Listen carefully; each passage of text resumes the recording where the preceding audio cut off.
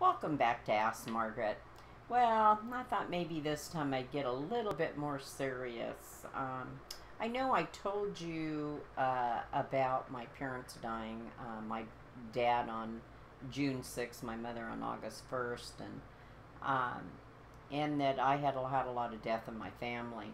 Um, that was really hard when I was 18 years old to go through that. And then the whole side of my mother's side of the family kind of backed off from me. Um, one of my cousins was in a fight with me to um, control my adopted brother Todd. But anyway, that's another story. So there was a lot of hurt feelings. And at 18, all of a sudden, my world's upside down. My first marriage wasn't the best. I married very young, and my first husband was very abusive. And then I met my second husband, who was a lot opposite of my first husband, more outgoing, definitely streetwise. That's how I met Walton D and Spoons and Moses and a lot of people that came into my life that definitely changed me. But by the time that my son died, which was into my marriage for, God, I think I'd been married for 10 years and thought I had a really solid marriage. Anyway, my husband blamed me, and I blamed myself. It was crib death, so there's no reason for the death, so you can't put your finger on cancer or some kind of disease or whatever. Anyway, so I'd had a lot of hard knocks, and I was really, really tired of mainly getting the bad side of the stick, you could say. Tired of people messing with me. So my husband and I were definitely having trouble with our marriage after my son's death, and we ended up separating. My husband worked for a company named Hamlin Drilling that's no longer in existence, so I can bring that up. And he was the foreman and a heavy equipment operator, and when he worked, he made pretty good money. But like I said, he was very streetwise, and he had the brotherhood that Walt and Dee and all of them were a part of.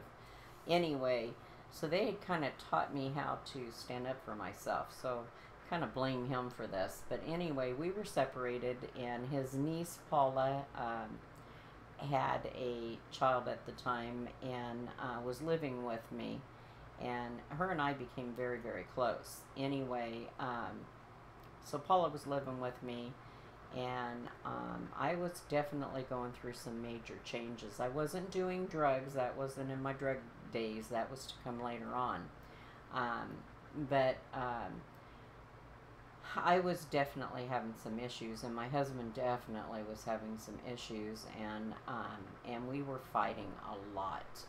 And he would call me up and make threats to me, and I was just so tired of it. Anyway, one particular day, I pushed his buttons, I'm sure, and he was definitely pushing mine, and he kept calling and threatening me and saying, you freaking bitch, I'm going to kill you, and it just exceedingly gotten worse and worse. And if you remember the story of the Doberman, I had the Mercury at the time with the power windows, and my husband was working for Hamlin Drilling, and the owner of Hamlin Drilling, Gordon Hamlin, was really like a father image to my husband, and had let him stay there at the shop in a trailer. And that's where Jim was living at. Anyway, so he kept making these phone calls and threatening me and threatening me. Well, I'd had enough. So it was late at night, and my niece was there staying with us. So I told her, get in the car, get the kids, get in the car. So we all get in the car, and I was pissed. I was so mad at my husband. I was going to show him a thing or two. So, and my niece just kind of followed suit. She was a lot younger than me. Anyway, so she gets in the car, and we drive over to Concord and proceed to go to the shop where Jim was at. And I was so mad at him. I was going to fix him. So I knew he was there. Well, the office, of course, was closed for Hamlin Drilling, so he was living in this little trailer, and I had a trailer hitch. Anyway, so I pulled up and into the yard of Hamlin Drilling Diable Sanitation, and slowly pulled in, turned my lights off, and my niece had no idea what was going through my head. And I could see Jim wasn't in the office making any more phone calls. He was actually in the trailer, and I could see a light on. And so I backed my Mercury up, got it as close to the trailer hitch as I could get it, slowly got out of my car. My niece is watching me, and I think she was asking me what I was going to do, and I really wasn't telling her.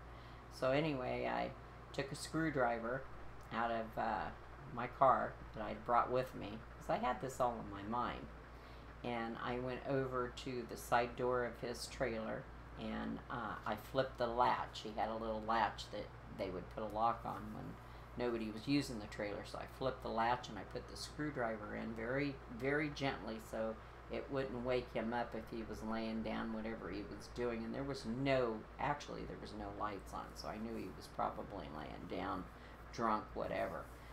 And so I put the screwdriver in so he couldn't get out of the trailer, and then I went to the trailer hitch, and I hooked the trailer up to my car. So I get back in the car, and my car's running, and so far so good. And my niece goes, "Aunt Margaret, what are you doing?" And I said, "Watch." So I pull off, and I'm pulling this trailer with my husband in it.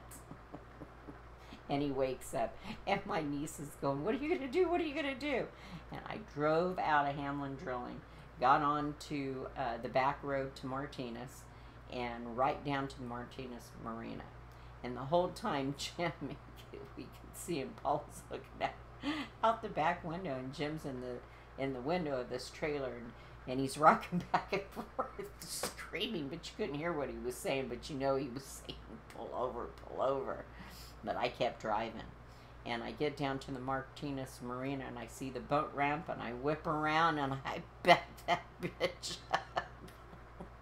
And you're right, I launched him. Unlocked the trailer, and rolled the trailer into the water. The whole time my husband's at that window yelling, you fucking bitch, and screaming. And I watched him slowly sink down. He got the door open, climbed up on top of the trailer as it's sinking down in the Martinez Marina, and it's nighttime. It's got to be about 11 o'clock at night. Nobody's down there except us. And I watched him sink. I got back in my car. My poor niece is going, "Drive, drive, drive." She's screaming. And I pulled out of that Martinez Marina and flew home. And I mean, I'm driving. And I thought, I've got that little son of a bitch. See if he calls me back. So I get to the house, and we get the kids in the house and stuff, and the phone is ringing off the hook by the time I went from Martinez back to Antioch. Anyway, phone's ringing off the hook. I ain't answering it, and it's ringing and ringing, and then it would hang up and ring and ring. I don't even know where my kids are at or anything. I don't care. Paula's getting the kids back into the house, and she's going, "Oh my God, oh my God." And so finally I pick up the phone, and he goes, "You're dead, bitch." And I hang up the phone.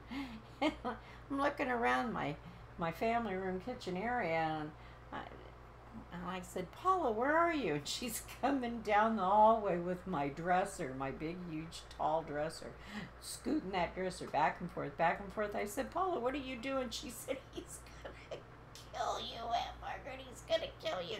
She pushed it up to the front door. I said, "He ain't going to kill me." One thing I knew in being married to him, even though as mad as he was, I was the mother of his children. He wasn't going to do anything to me. He might want to scare me a little bit, but he wasn't going to kill me, as she thought. But anyway, I'll never forget that.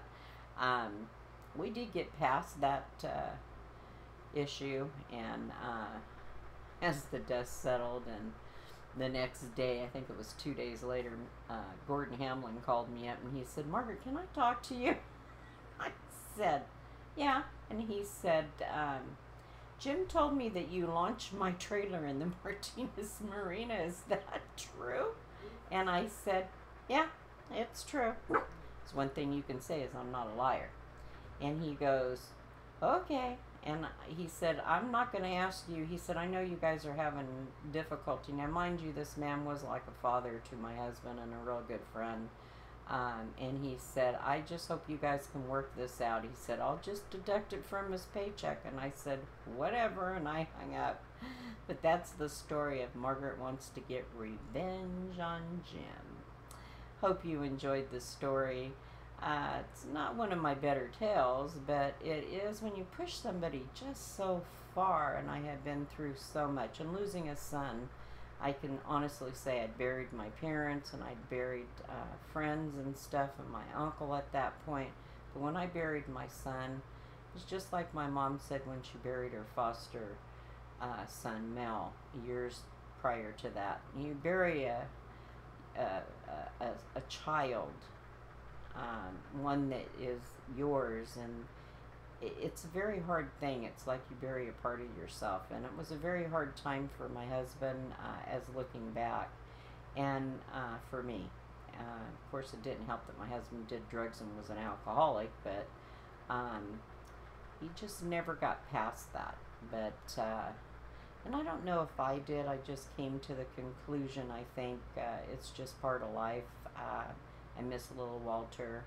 He was named after Walt. It was a very hard time in my life, but looking back on it, it did make me do some crazy things. Anyway, hope you enjoyed it. Make sure you subscribe to my channel and hit like. Again, I hope you're blessed. I know I am, and you pray for me and I'll pray for you.